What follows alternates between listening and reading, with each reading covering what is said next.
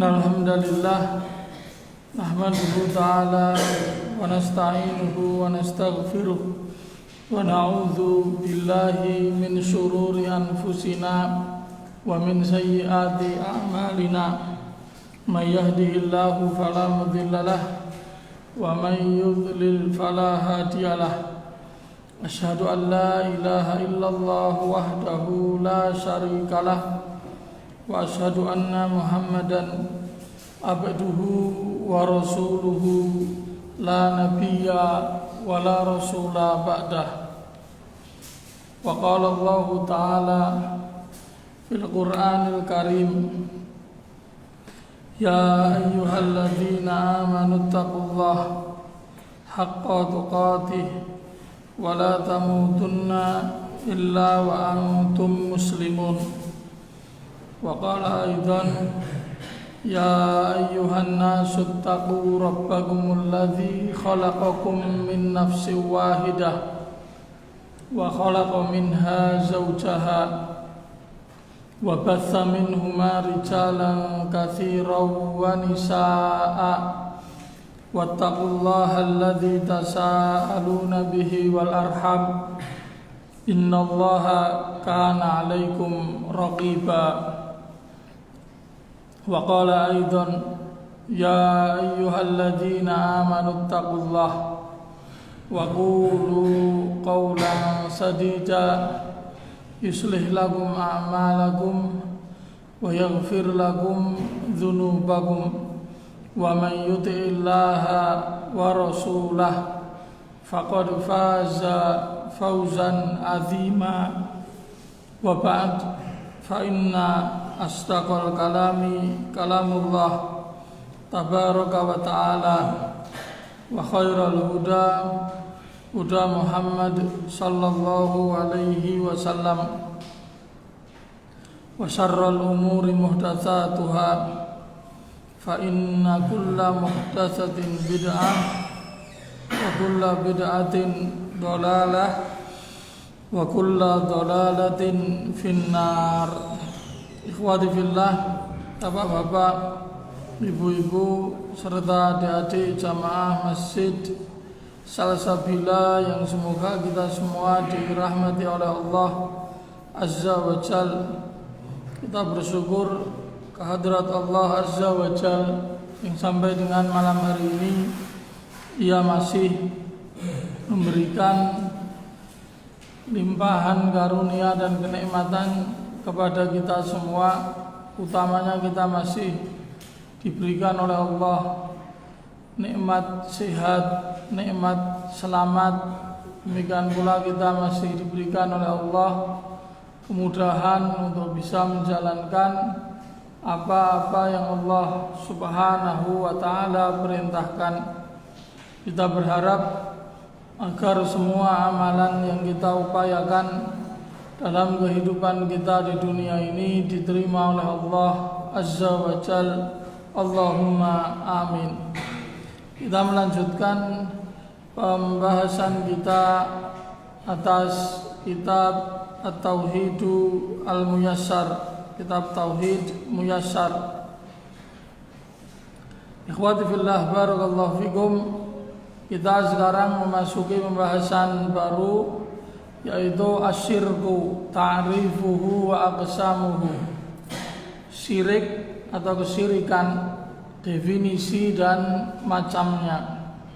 Jadi di sini kita akan mengenal apa itu syirik. Ikhwati fillah, barakallahu fikum. Sebelum kita baca keterangan beliau tentang apa itu syirik, kita harus tahu bahasanya syirik itu kebalikan daripada tauhid. Kebalikan dari tauhid itu syirik. Kebalikan dari iman itu kufur. Kebalikan dari kebalikan daripada taat itu maksiat. Kebalikan dari sunnah itu bid'ah. Dan telah berlalu penjelasan tentang masalah tauhid. Dan kemarin terakhir kita bahas tentang ini syahadat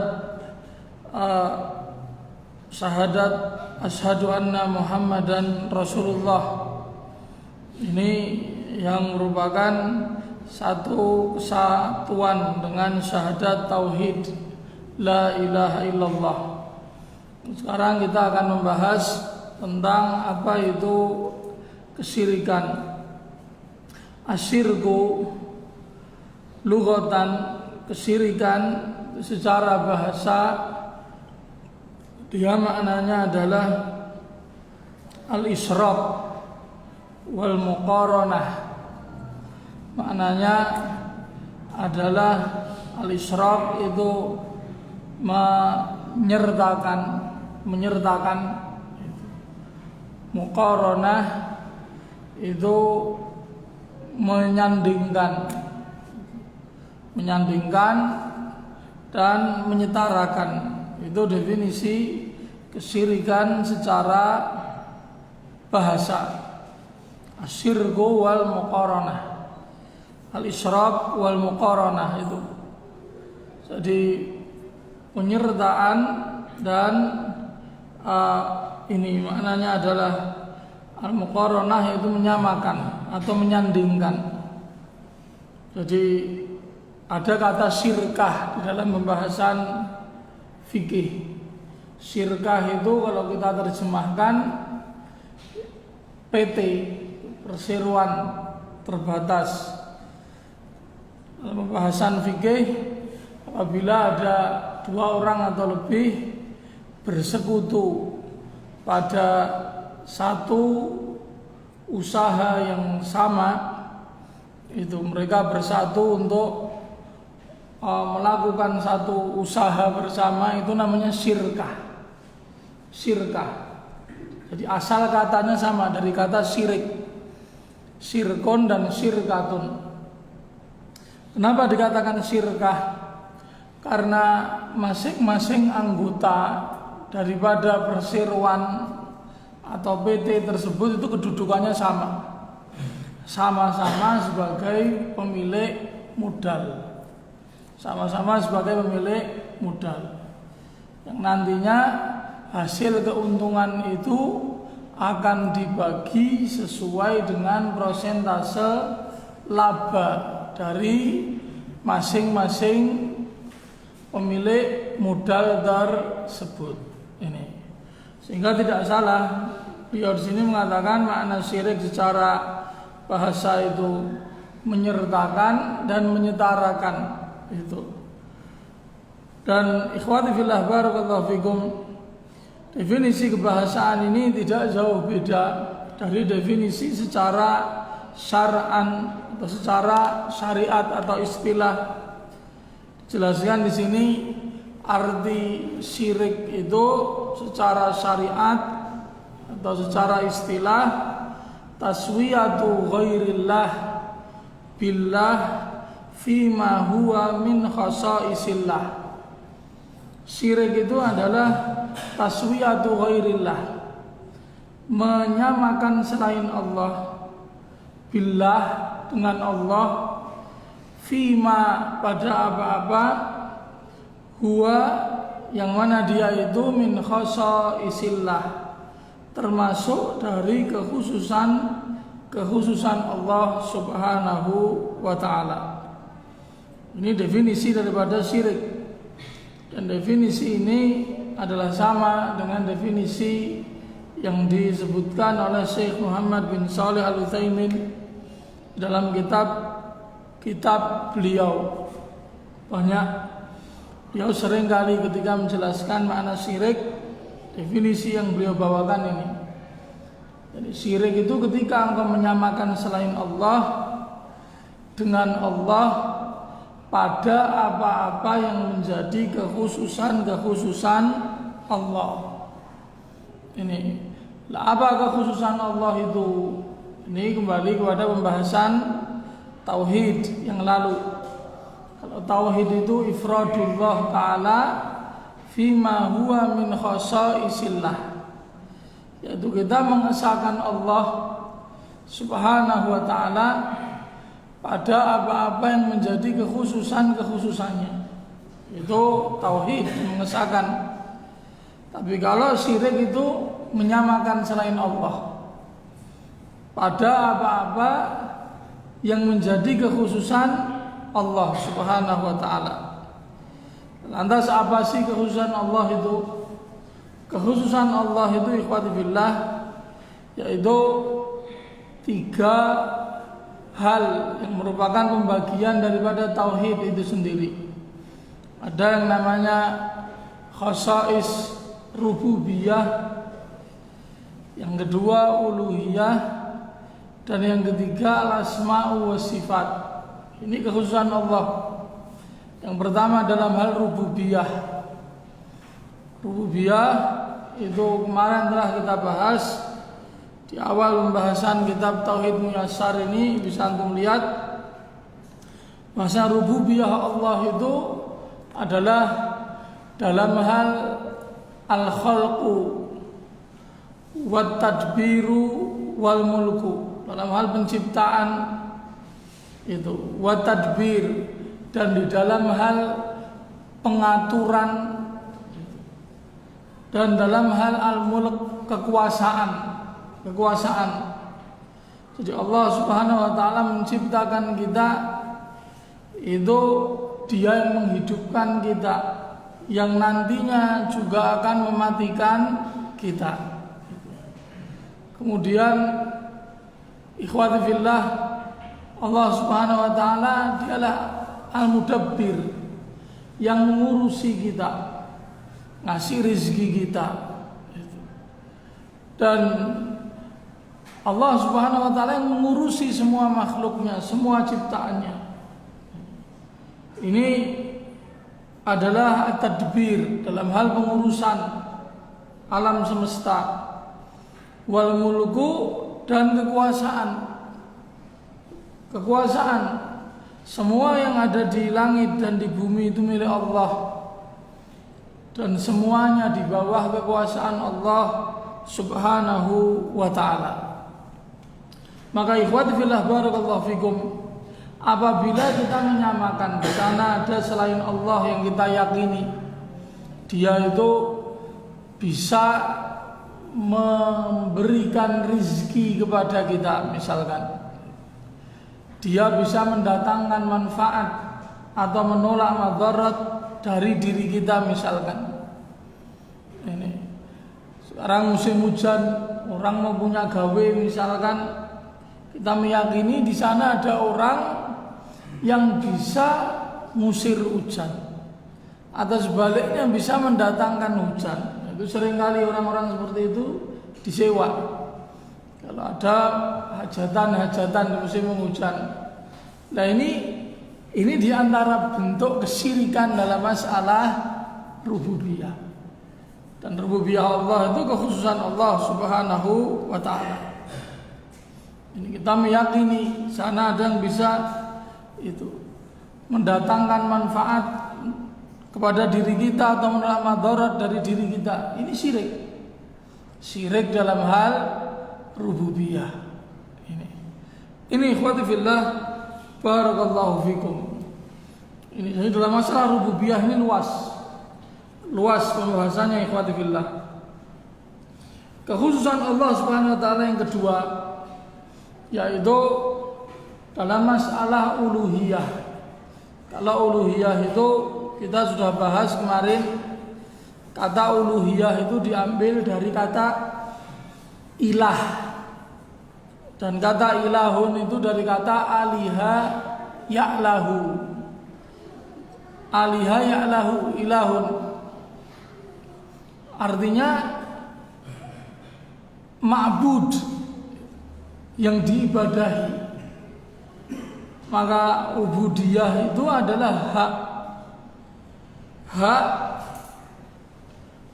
boleh diibadahi, dan itu adalah hak mutlak milik Allah Subhanahu wa ta'ala. Tidak boleh kita memalingkan ibadah kita kepada selain Allah. Dan a'zamul ibadah adalah ad-doa. Ibadah yang paling agung itu adalah doa. Dan doa ini bagian dari semua ibadah kita. Oleh sebab itu Rasulullah beliau mengatakan ad-du'a'u huwal ibadah. Doa itu adalah ibadah. Apabila kita palingkan doa ini ikhwati fillah kepada selain Allah, maka kita akan jatuh pada kesyirikan. Kita minta tidak kepada Allah, tapi minta kepada orang yang sudah mati. Ini kita minta kepada jin, ini kepada siapa yang kita anggap dia bisa mendatangkan manfaat atau menolak madarat dari diri kita, dengan syarat-syarat yang diminta dari diri kita, seperti syarat untuk menyembelih, syarat untuk memberikan persembahan tertentu. Nah, ini diantara bentuk kesyirikan ikhwati fillah dalam hal uluhiyah, dalam hal ibadah ini. Dan bentuk kesyirikan yang lain yang banyak di tengah masyarakat kita, yaitu diantaranya adalah azabhu, masalah penyembelihan. Banyak di tengah masyarakat kita itu praktek-praktek menyembelih tapi tidak untuk Allah, tapi untuk selain Allah Subhanahu wa ta'ala, ya, untuk jin, untuk orang yang sudah mati. Kita bisa dapati contohnya misalkan pada peringatan-peringatan kematian, sana ada ibadah menyembelih. Apabila sembelihan tersebut benar memang diniatkan untuk orang yang sudah mati, maka itu adalah syirik besar, syirik dalam hal ibadah. Ini demikian pula menyembelih untuk, yakni untuk jin atau untuk syaitan yang dia khawatirkan akan menimpakan kemadharatan kepada dirinya. Ini biasa terjadi di tengah masyarakat kita apabila mereka membangun suatu rumah atau membangun suatu bangunan yang besar. Biasanya sebelum meninggikan atap itu, sebelum pasang kuda-kuda atau sebelum menaikkan atap itu, biasanya minta syarat itu. Sebelum itu dilakukan minta disembelihkan. Apakah disembelihkan kambing atau disembelihkan ayam itu. Jadi yang minta siapa? Yang minta tukang-tukang itu, mandornya yang minta itu. Tujuannya apa ya? Tujuannya supaya itu berjalan dengan selamat itu. Tidak ada kemadharatan yang dikhawatirkan akan datang. Dan di tengah masyarakat kita banyak yang seperti itu ikhwati fillah. Ini, dan saya juga pernah dapat cerita itu dari seseorang yang memang dia mandor bangunan. Jadi dia pernah kerja ikut proyek-proyek bangunan besar itu, PT-PT, kontraktor-kontraktor besar itu. Dia cerita pada proyek-proyek besar itu di sana selalu ada yang dikorbankan, itu pasti ada. Yang dikorbankan siapa? Yang dikorbankan ya itu diantara pegawai-pegawai yang dia pekerjakan itu. Memang sengaja itu, memang sengaja dikorbankan itu. Ya untuk syarat saja supaya apa yang mereka sedang kerjakan itu bisa lancar dan seterusnya. Itu untuk siapa? Itu syarat yang minta siapa? Ini ikhwati fillah barakallahu fikum. Dan mereka memang memberikan asuransi. Asuransi ini hanya sebagai ini saja ikhwati fillah, hanya sebagai penghibur saja kalau seandainya ada dari mereka yang nantinya kena atau dijadikan kurban. Itu Tapi dia cerita sama saya memang ada praktek seperti itu, pasti ada Ustadz, dia bilang seperti itu. Makanya dia kemudian pilih berhenti, itu tidak mau, dan dia pilih jadi kontraktor lepas. Ini ikhwati fillah barakallahu fikum. Itu untuk siapa ya? Untuk syaitan, untuk jin. Itu yang dia takuti, dia khawatirkan, bentuk pengharapan dia kepada selain Allah Subhanahu wa taala dari usaha yang dia lakukan tersebut. Ini ikhwati fillah barakallahu fikum. Dalam hal urusan ibadah, ini kekhususan Allah Subhanahu wa taala yang kedua. Dan yang ketiga ikhwati fillah, dari kekhususan Allah Subhanahu wa taala itu adalah dalam hal al-asma'u was sifat. Dalam masalah nama dan sifat-sifatnya. Maka ikhwati fillah barakallahu fikum, apa contohnya ikhwati fillah? Itu bentuk kesyirikan di dalam hal asma wa sifat. Kita bisa sebutkan di antaranya ikhwati fillah, ketika kita menyifati selain Allah dengan sifat-sifat Allah, maka disitulah letak kesyirikan dalam al-asma wa sifat.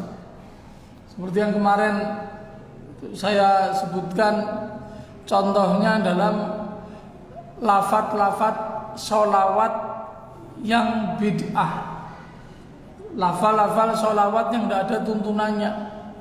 Itu sering sekali di sana ada penyifatan atas Rasulullah Sallallahu Alaihi Wasallam, sifat-sifat yang itu hanya layak disandarkan kepada Allah Subhanahu wa taala. Ini ikhwati fillah barakallahu fikum. Kalau kemarin saya berikan contoh di antara lafaz dalam qasidah burdah itu, ya Rasulullah ya sanadi anta babullah wa mu'tamadi. Wahai Rasulullah, wahai sandaran hidupku, engkau adalah pintunya Allah dan engkau tempatku untuk bergantung, berpegang. Dan ini syirik. Itu karena yang berhak kita menyandarkan diri kepadanya, kita bergantung, kita berpegang, itu Allah Subhanahu wa taala. Ini Allah Subhanahu wa taala, Allahus Samad. Orang-orang sufi itu sering sekali menyifati wali-wali mereka itu dengan gelaran-gelaran yang hulu, yang berlebihan. Mereka katakan ini adalah al-arif billah, seseorang yang sudah sampai tingkat makrifat kepada Allah. Al-kasyaf, al-kasyaf itu artinya yang tahu perkara gaib, yang tahu perkara gaib. Al-kasyaf itu, kasyaf itu diantara maqam wilayah, maqam kewalian. Orang itu sudah kasyaf. Kasyaf itu tahu perkara gaib. Jadi dia bisa mengetahui. Kita belum ngomong, dia bisa nebak. Ini apa yang kita sembunyikan dia tahu. Bagi mereka ikhwati fillah itu merupakan satu maqam atau derajat kewalian. Dan sering mereka itu menggelari wali-wali mereka dengan seperti itu. Nah, kita tidak tahu kasyafnya itu dari mana. Yang jelas itu dalam Al-Quran Allah Subhanahu wa taala, Allah itu tidak menampakkan perkara yang gaib kepada siapa saja dari Nabi dan Rasulnya, kecuali yang ia ridhoi. Bagaimana disebutkan dalam surah Al-Jin, kita lihat ya. Allah Subhanahu wa taala menyatakan alimul ghaib fala yudhiru ala ghaibihi ahada illa man irtada mir rasulin. Ada dalam surah Al-Jin ayat yang ke-26. Alimul ghaib, Allah itu zat yang mengetahui perkara yang ghaib. Fala yuzhiru ala ghaibihi ahada. Allah tidak menampakkan atas apa-apa yang ia jadikan gaib itu kepada siapapun. Illa man irtada mir rasulin, kecuali kepada rasul yang ia ridhoi. Berarti menurut ayat yang mulia ini tidak semua rasul Allah ridhoi untuk mengetahui perkara gaib. Hanya rasul-rasul yang ia ridhoi saja. Ini maka Rasulullah pun itu tidak tahu perkara gaib. Rasulullah itu tidak tahu perkara gaib. Dan Rasulullah itu beliau mengatakan itu, walau kuntu a'lamul ghaiba lastakthartu minal khair. Kalau seandainya aku itu tahu perkara gaib, niscaya aku akan lebih banyak lagi melakukan amal kebaikan. Rasulullah tidak tahu kecuali sebatas berita-berita yang Allah Ta'ala beritahukan kepada beliau. Ini ikhwati fillah barakallahu fikum. Tapi bagi mereka orang-orang yakni sufi itu yang namanya di antara sifat wali itu kasyaf, mampu mengetahui perkara yang gaib. Ini ikhwati fillah barakallahu fikum. Ini di antara contoh realita kesyirikan yang ada di tengah kehidupan kita kaum muslimin. Dan ikhwati fillah barakallahu fikum, kalau kita mempelajari kitab Tauhid yang ditulis oleh Syekh Muhammad bin Abdul Wahhab, beliau banyak membawakan dalil tentang hal ini ikhwati fillah. Di antaranya itu kesyirikan dalam hal masalah nama, itu nama Allah. Itu di antaranya adalah at-tasammi biqadil qudat au malikil amlak. Di antara bentuk kesyirikan dalam masalah nama Allah Subhanahu wa taala itu adalah menggelari seseorang dengan qadil qudat. Qadil qudat itu artinya apa? Hakimnya para hakim. Hakimnya para hakim. Atau malikul amlak, raja di raja. Raja di raja. Ini. Sementara gelaran-gelaran seperti ini pun di tengah masyarakat kita juga banyak. Juga banyak. Contoh yang lain lagi, dilarang kita itu memakai nama Al-Hakam, karena Al-Hakam itu nama khusus milik Allah Subhanahu wa ta'ala. Contoh lain lagi seperti nama Ar-Rahman. Nama Rahman itu kan banyak di tengah masyarakat kita. Namanya siapa? Arif Rahman Hakim. Ini. Nama seperti ini boleh enggak? Jawabannya enggak boleh. Nama seperti ini harus diganti. Arif Rahman Hakim itu enggak boleh. Rahman dan Hakim ini adalah dua sifat milik Allah Subhanahu wa taala yang khusus baginya. Sehingga yang betul dikasih Abdur Rahman, Abdul Hakim baru benar. Tapi kalau langsung Arif Rahman Hakim itu, ini tidak dibenarkan. Jadi di sana ada nama-nama yang khusus milik Allah Subhanahu wa taala. Tidak boleh kita menggunakannya. Kalau kita nekat menggunakannya, kita bisa jatuh di dalam perkara yang haram. Dan ini berbahaya. Itu karena ini adalah nama yang khusus milik Allah Subhanahu wa taala. Dikhawatirkan kita itu menyamakan siapa yang kita sebut tersebut dengan Allah Subhanahu wa taala. Ini makanya ikhwati fillah barakallahu fikum, para ulama itu telah bersepakat atas tidak bolehnya nama Allah kecuali bagi Allah Subhanahu wa taala saja. Jadi Allah itu mutlak nama untuk Allah saja yang merupakan Rabb-nya orang Islam. Itu kalau di Malaysia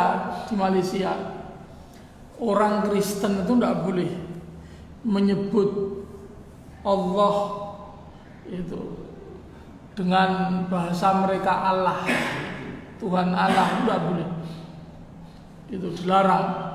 Di Malaysia itu Allah itu mutlak hanya sebutan untuk Tuhannya orang Islam. Orang Kristen silahkan sebut dengan Yesus atau Tuhan Bapa, tapi tidak boleh menggunakan nama Allah. Itu di Malaysia tegas, itu peraturan negara. Kalau di negeri kita mereka pun juga menyebut Allah. Itu Allah. Ya memang kalau kita telisik, memang asal muasalnya memang agama Kristen itu juga agama yang dulunya didakwahkan oleh Nabiullah Isa alaihissalatu wassalam, yang kemudian dirusak oleh para ulama mereka yang merusak ajaran tersebut. Dan ketika datang kebenaran di dalam kitab itu yang ada di tangan mereka dan berita yang telah disampaikan oleh Nabi mereka, Nabi Isa, tentang akan datang seorang Rasul yang bernama Muhammad dan diperintahkan mereka untuk mengikutinya, mereka kemudian berbalik. Mereka kemudian berbalik. Itu yang menjadikan mereka itu kemudian kafir. Dan isi kitab mereka pun kemudian mereka ubah, mereka otak-atik sesuai dengan apa yang diinginkan oleh pemuka-pemuka agama mereka. Itu. Ini ikhwati fillah barakallahu fikum. Itu. Paulus itu orang Yahudi yang merusak ajaran Kristen. Sama seperti Abdullah bin Saba al-Yahudi ini yang merusak agama Islam dengan ajaran Syiah yang dia sebarkan ketika itu. Ini ikhwati fillah barakallahu fikum. Ini jadi tidak boleh. Ada pertanyaan lagi mana itu. Beberapa waktu yang lalu sempat ramai itu ketika musim pemilu itu ada orang namanya Tuhan. Tidak salah apa di Banyuwangi atau di mana. Nama Tuhan bagaimana? Silahkan, Tuhan bukan bahasa Arab. Tuhan bukan bahasa Arab. Ini, jadi kalau memang sudah terlanjur kasih nama Tuhan, tidak usah diganti. Tidak usah diganti. Kan ada orang KTP-nya namanya Tuhan ketika itu, tidak salah. Sempat ramai diberitakan. Tapi kalau namanya itu Allah, ini wajib diganti. Dan alhamdulillah itu belum ada orang Islam yang berani menggunakan nama Allah Subhanahu wa taala. Berbeda halnya dengan mereka orang-orang Kristen. Banyak dari mereka itu yang pakai nama Yesus. Itu banyak orang-orang kafir Kristen yang pakai nama Tuhan mereka. Itu ya artinya mereka sendiri tidak menghormati itu nama tersebut sebagai nama sesembahan yang mereka sembah. Ini ikhwati fillah, barakallahu fikum. Dalam Islam ini berbahaya, ini masuk dalam bisa menghantarkan seseorang kepada kesyirikan dalam hal al-asma wa sifat. Ini ikhwati fillah, barakallahu fikum. Ini definisi yang dibawakan di sini. Definisi syirik yang lain ikhwati fillah itu yang lebih sederhana, lebih simpel. Definisi dari Nabi kita sendiri, Rasulullah Muhammad sallallahu alaihi wasallam. Itu Rasulullah sallallahu alaihi wasallam, beliau bersabda, a'zamudz dzamb, dosa yang paling agung itu antaj'ala lillahi niddan, ketika engkau menjadikan bagi Allah itu niddan. Niddun itu artinya mathil, saingan, sekutu. Wa huwa khalaqaka, padahal dia yang telah menciptakan engkau. Itu. Ini definisi Rasulullah. Rasulullah ketika menjelaskan apa itu syirik, kata Rasulullah, antaj'ala lillahi niddan wa huwa khalaqa, engkau menjadikan bagi Allah itu tandingan, sekutu. Tandingan atau sekutu ini kembali kepada definisi kebahasaan tadi itu, menyertakan atau menyetarakan. Itu menyertakan atau menyetarakan. Ini lillah, bagi Allah Subhanahu wa taala. Wa huwa khalaqaka, padahal dia yang telah menciptakanmu. Ini definisi yang sudah apa? Sudah tidak bisa dibantahkan lagi, tidak bisa diperdebatkan lagi. Engkau menyamakan itu selain Allah, menjadikan bagi Allah tandingan atau sekutu-sekutu, padahal dia yang telah menciptakanmu.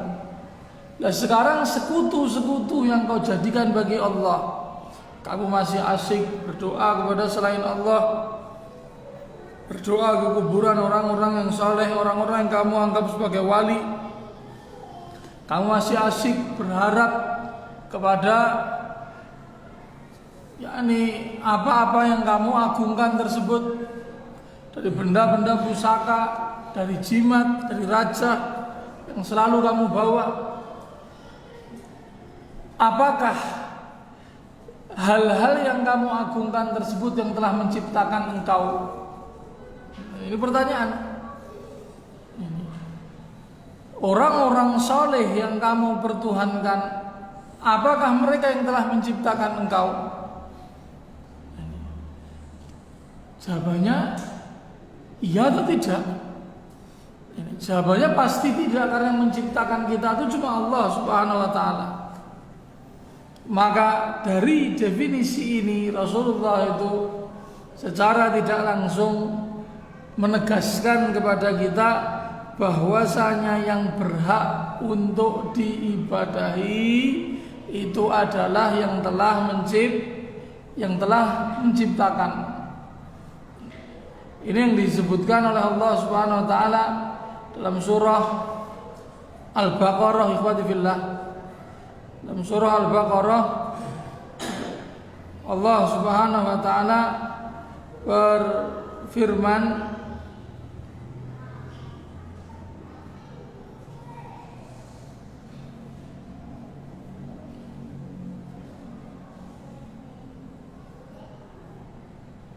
dalam surah Al-Baqarah di ayat yang ke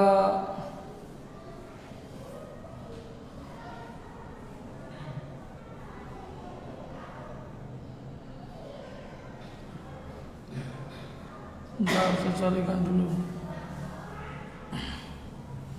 Allah Subhanahu wa taala berfirman,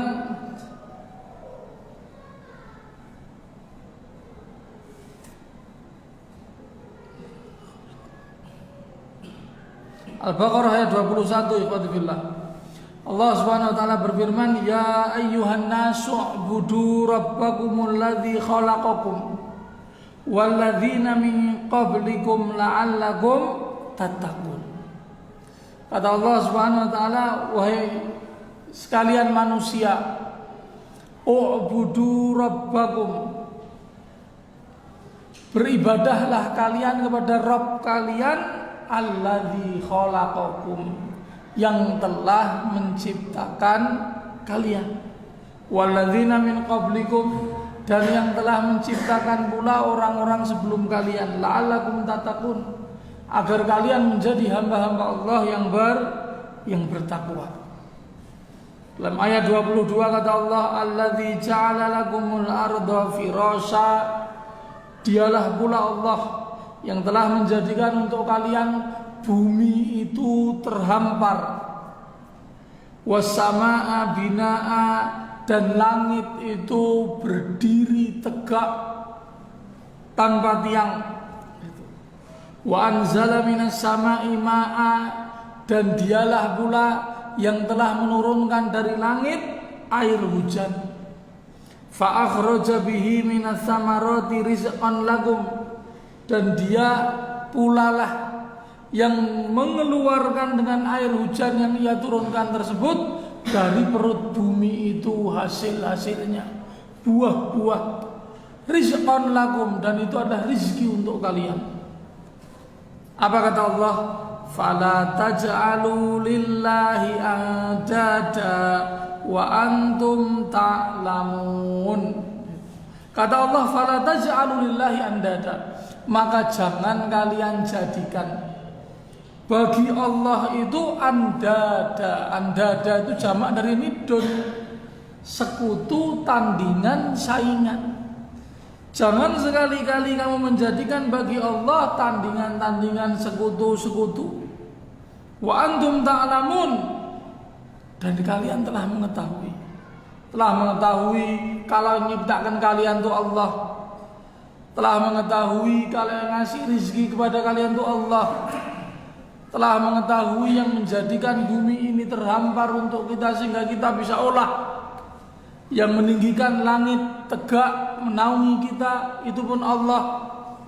Kalau kalian sudah tahu itu semua adalah Allah Subhanahu wa taala, jangan kamu jadikan tandingan-tandingan, sekutu-sekutu bagi Allah. Kalian pintai, kalian berharap kepadanya, kalian ibadahi, kalian cintai seperti kecintaan kalian kepada Allah Subhanahu wa taala. Ini ikhwati fillah, barakallahu fikum.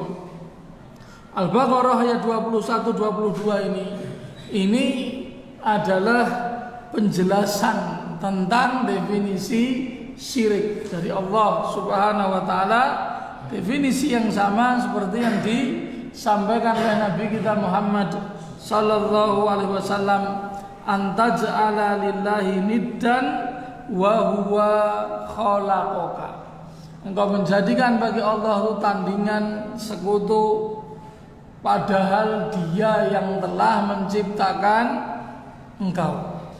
Ini ikhwati fillah, barakallahu fikum. Dan ikhwati fillah, barakallahu fikum, poin selanjutnya dijelaskan di sini ikhwati fillah, bahwasanya syirik itu ada pembagiannya.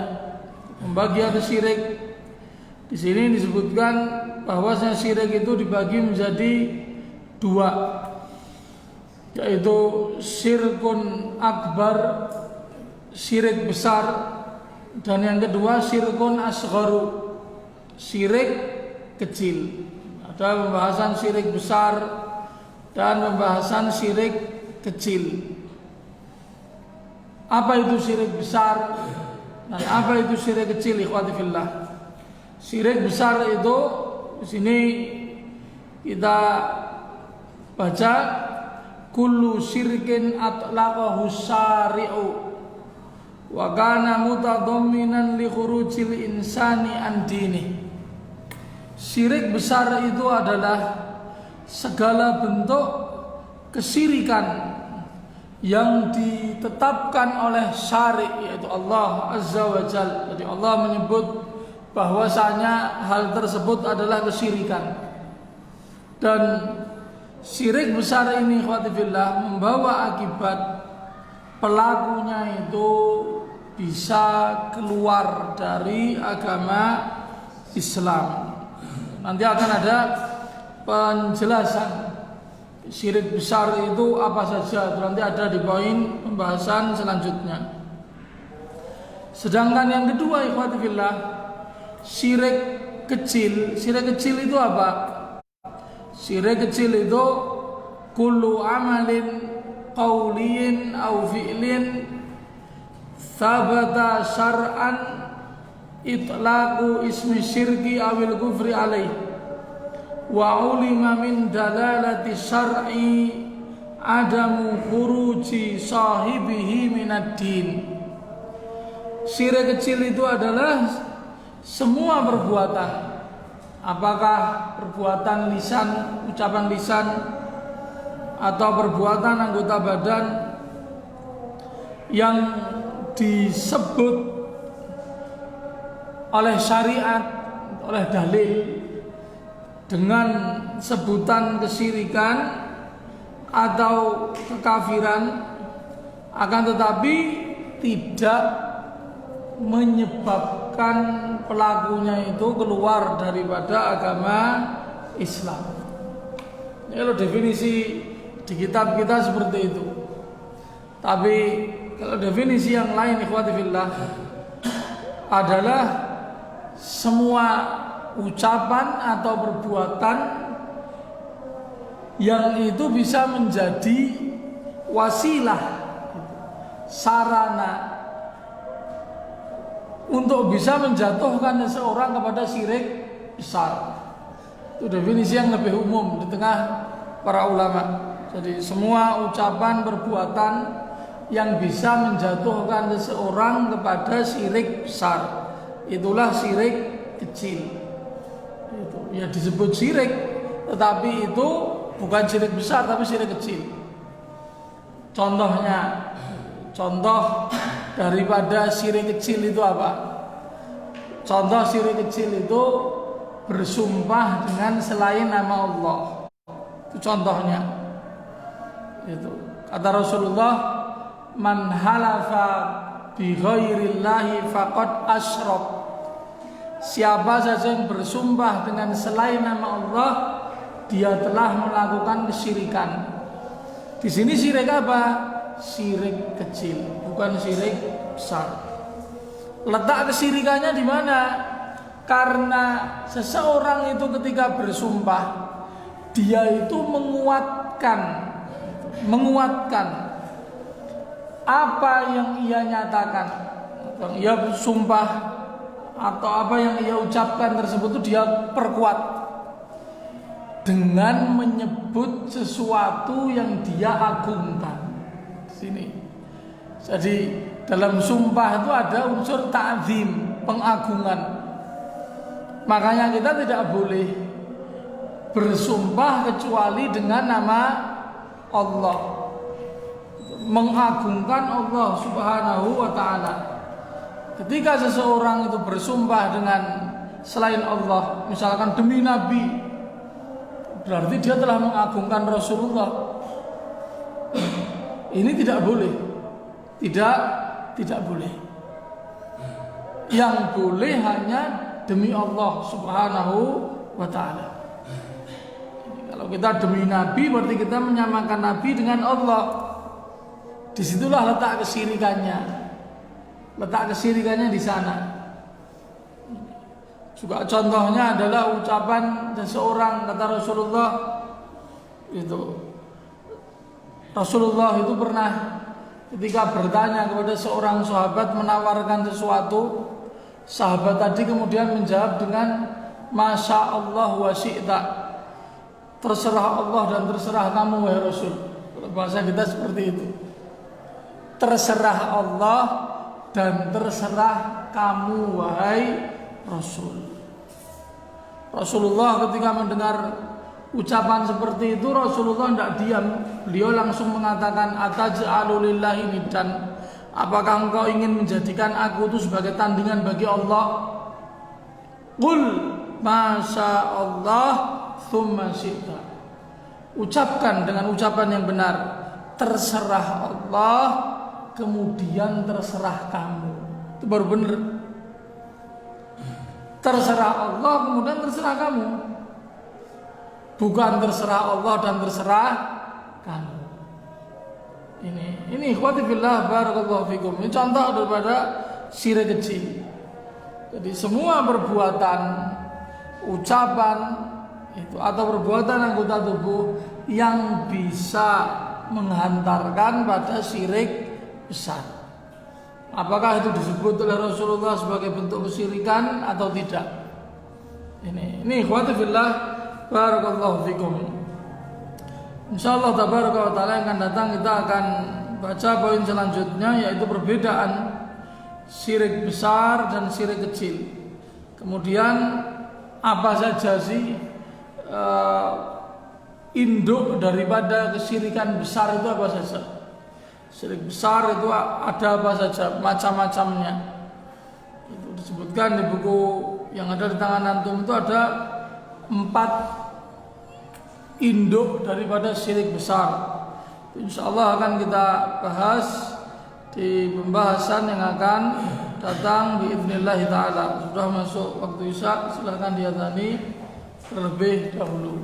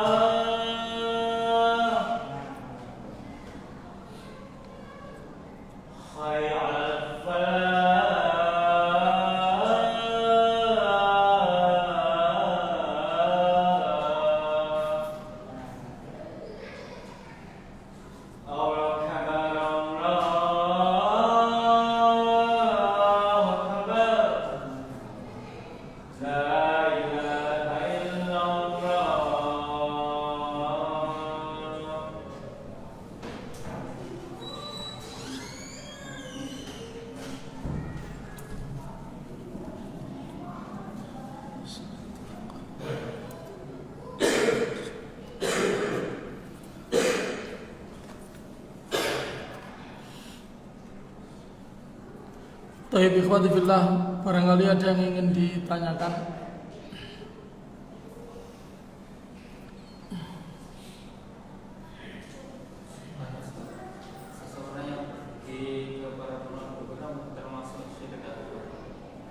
Pergi ke dukun.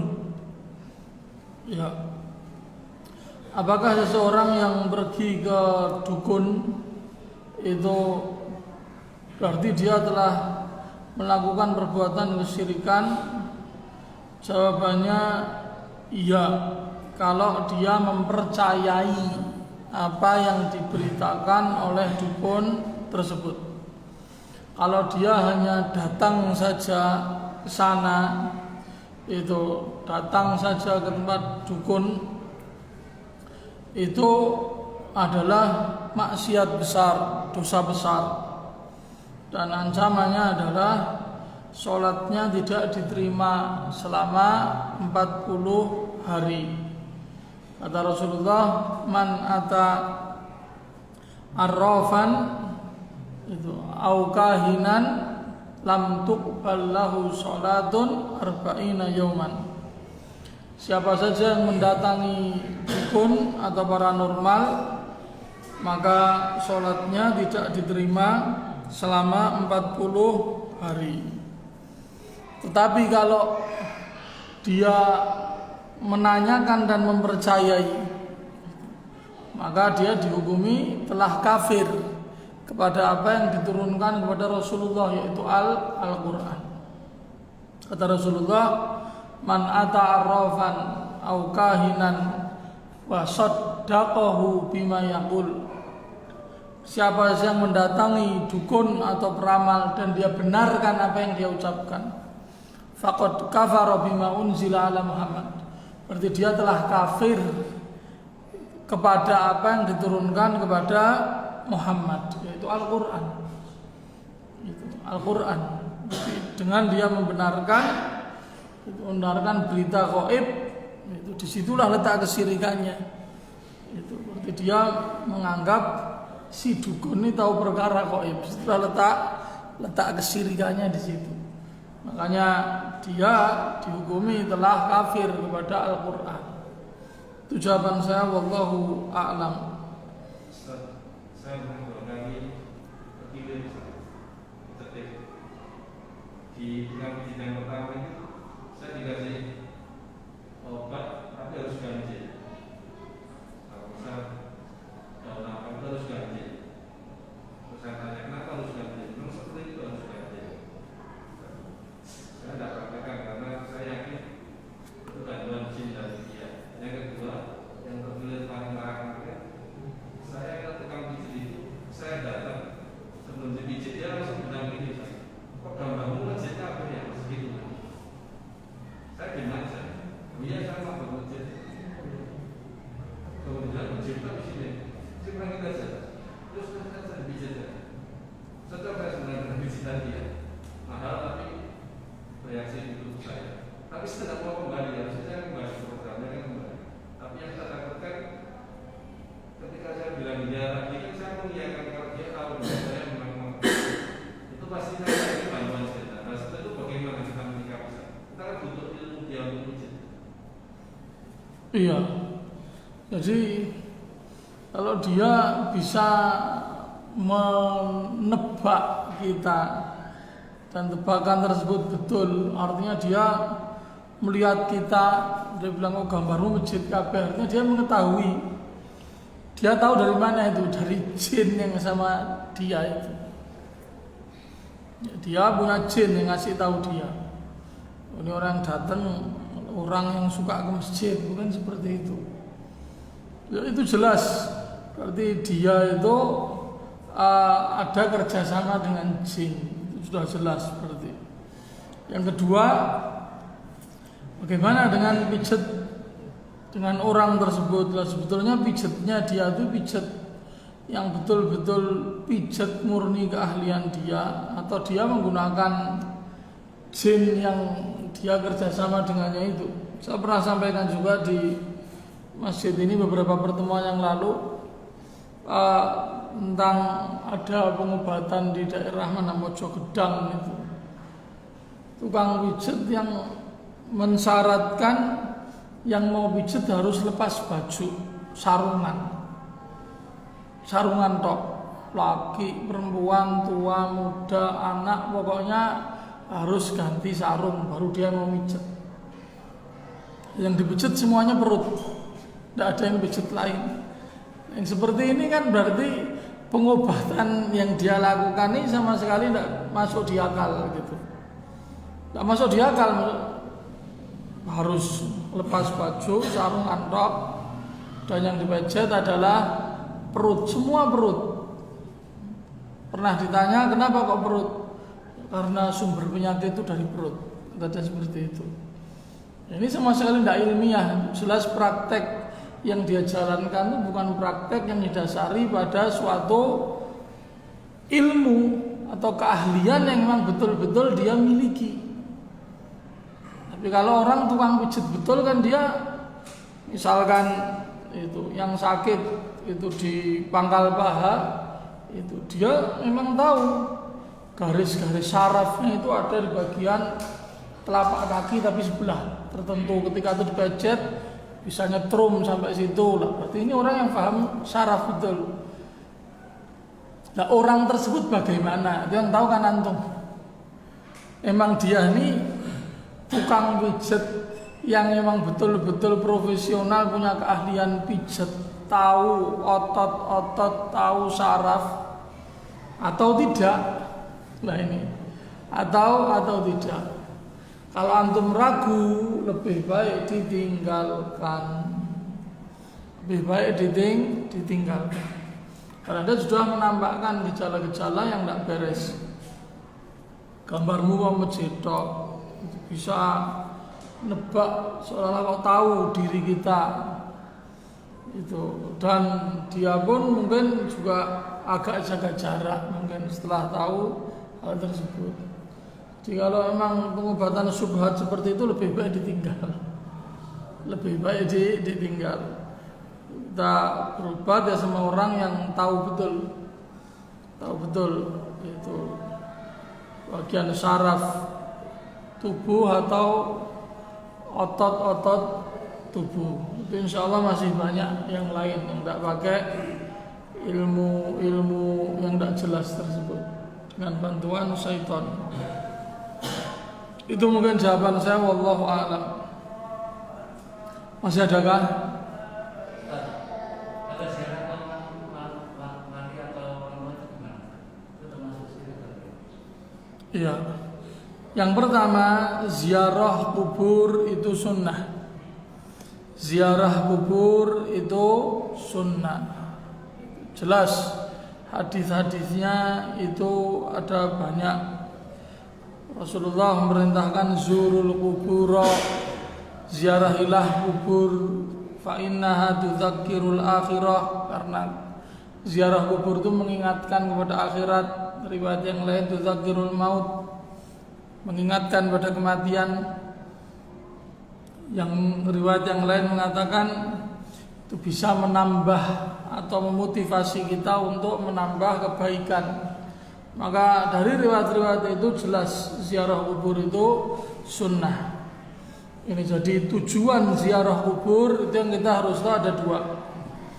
Yang pertama tadi hadis-hadis yang telah saya bacakan itu manfaat untuk diri kita. Dengan ziarah kubur kita ingat mati, kita ingat akhirat. Yang kedua, memberi manfaat untuk orang lain. Dengan cara apa? Dengan cara mendoakan mereka. Dengan cara mendoakan mereka. Maka boleh tidak kita menziarahi orang tua? Boleh, silahkan antum ziarahi orang tua antum doakan di sana. Itu mendoakan ya. Mendoakan orang yang mati, yang sudah mati dari keluarga kita, sahabat kita. Bukan minta kepada orang yang sudah mati. Kalau ziarah kubur tujuannya minta di sana itu tidak boleh.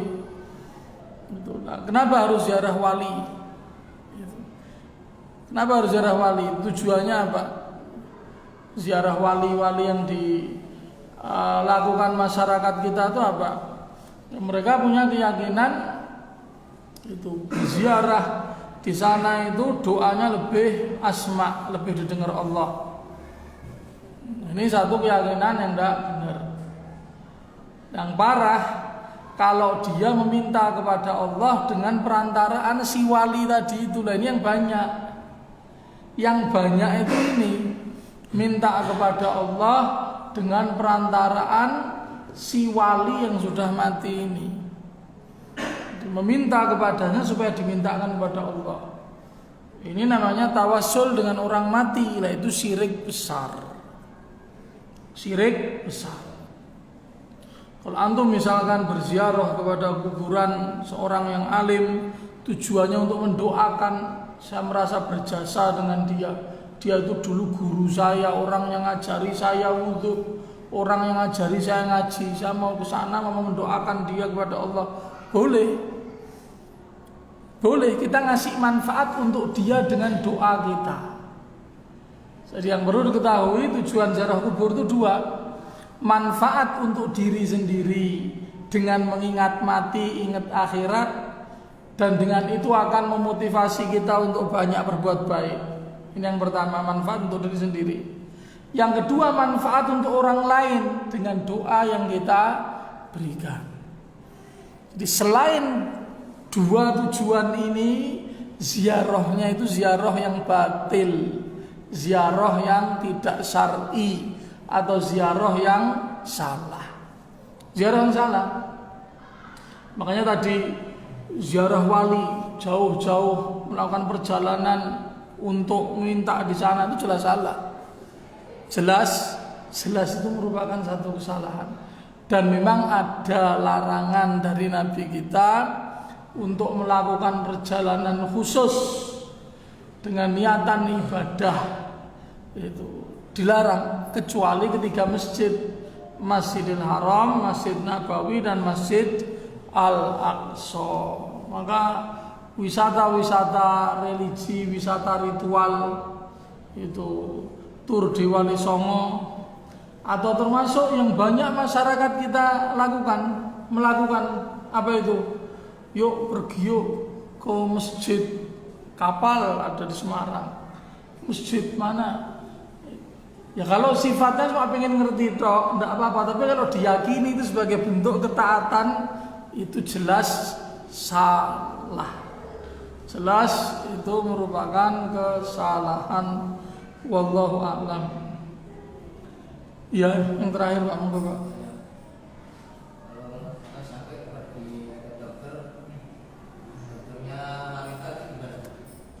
Ya, gimana kalau orang laki pergi ke dokter perempuan, atau orang perempuan ke dokter laki?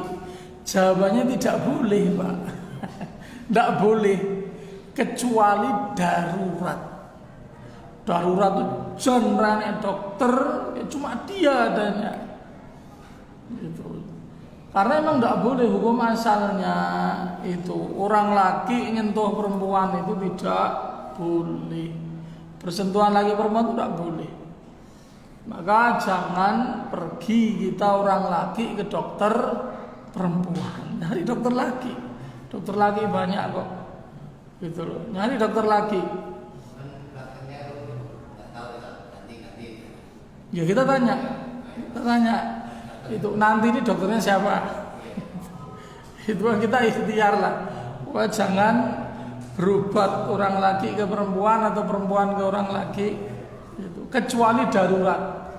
Darurat memang betul-betul tidak ada dokter kecuali dia. Sudah nyari kemana-mana. Misalkan contoh mau operasi itu. Ada kalau dokter umum banyak ya, itu dokter spesialis. Dokter spesialis misalkan mau pasang itu misalkan ring jantung, kok dokter ini laki nyari di tempat lain laki semua Solo misalkan, itu darurat baru kita pergi ke dokter laki. Kita perempuan darurat.